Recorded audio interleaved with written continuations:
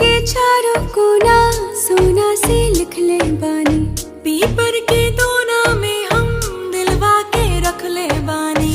ताकतानी पिया की डगरिया, कैसे खिले जाए सावन में कजरिया, बदरिया कैसे खिले जाए सावन में कजरिया, बदरिया गिरी आए नदी।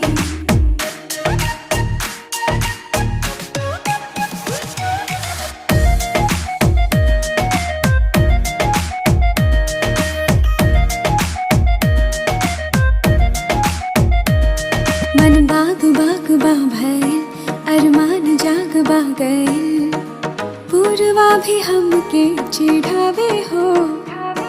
गरजेला जब जब बिजुरिया, ओढ़ी आसमानी चदरिया, कोयल भी कजरी